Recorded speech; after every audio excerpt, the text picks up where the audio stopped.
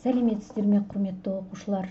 Бүгін бізде қазақ әдебиеті пәнінен 90-дық жиынтық бағалау. Біз сіздермен бірінші тоқсан барысында қалың елім қазағым тарауын аяқтадық. Оқылған шығармалар: Абай Құнанбаевтың «Сегіз аяқ», «Қалың елім қазағым қайран жұртым», «Лай суға май бітпес қой өткенге» өлеңдері. 17-ші қара сөзі, 32-ші қара сөзі және Масғұт поэмасы болатын. Біріншіден, 90 бойынша жиынтық бағалауға шолу жасап алайық. Жұмыстың ұзақтығы 40 минут. Түсіну және жауап беру дағдылары бойынша тапсырмаларды орындауға 5 минут уақыт беріледі. Анализ және интерпретация дағдылары бойынша тапсырмаларды орындауға 10 минут уақыт беріледі. Бағалау және салыстыру дағдылары бойынша тапсырмаларды орындауға 25 минут уақыт беріледі. Барлық балл саны 15. Тапсырмалар түрлері: таңдауды қажет ететін сұрақтар, қысқа жауапты қажет ететін сұрақтар, жазбаша толық жауапты қажет ететін сұрақтар болады. Жиынтық бағалаудың құрылымы: 90-дық жиынтық бағалау 3 бөлімнен тұрады. Бірінші бөлім жоғарыда айтып кеткендей түсіну және жауап беру. Екінші бөлім анализ және интерпретация. Үшіншісі бағалау және салыстыруды тексеруге арналған тапсырмалар. Бірінші бөлім бойынша таңдауды қажет ететін сұрақтар. Бұл тапсырмаларда сіздер дұрыс нұсқаны анықтауларыңыз қажет. Экранда көріп отырғандай 3 сұрақтың дұрыс нұсқаларын анықтайсыздар. Екінші бөлім бойынша бұл тапсырмаларда сұрақтар қысқа жауапты қажет етеді.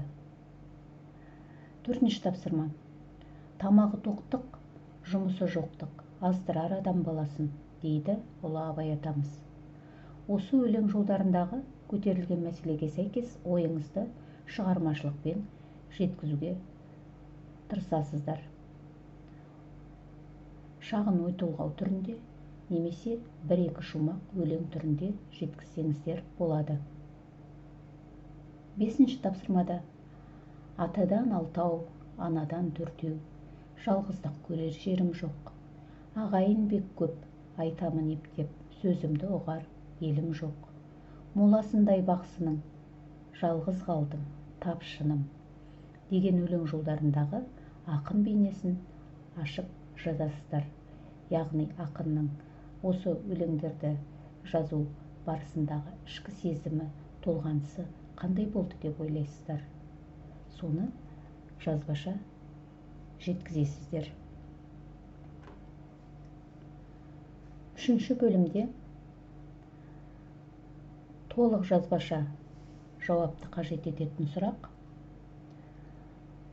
Абай Құнанбаевтың Масғұт поэмасы арқылы айтқысы келген идеяларын анықтап, олардың адамгершілік құндылықтар тұрғысынан маңызын түсіндіріп, эссе жазасыздар. Құрметті оқушылар, сіздер жұмысты жазу барысында міндетті түрде дескрипторға сүйеніңіздер. Бірінші 3 тапсырма дұрыс нұсқаны анықтағандарыңызға 1 балдан аласыздар. 4-ші тапсырмада көтерілген мәселеге сәйкес ойыңызды шығармашылықпен жеткізгеніңізге 1 балл аласыз. 5-ші тапсырмада өлең жолдарындағы ақынның ішкі сезім толғанысын ашып жазғандарыңызға 1 балл аласыздар. 6-ші тапсырмада автордың айтқысы келген идеяларын анықтайсыздар, шығармадан дәлел келтіресіздер, негізгі идеяның адамгершілік құндылық тұрғысынан маңызын айқындайсыздар, логикалық қорытынды жасайсыздар, эссе құрылымын сақтайсыздар.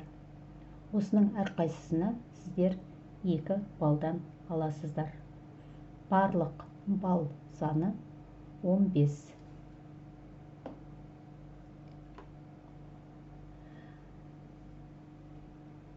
Құрметті оқушылар, жұмыстарыңызға сәттілік тілеймін.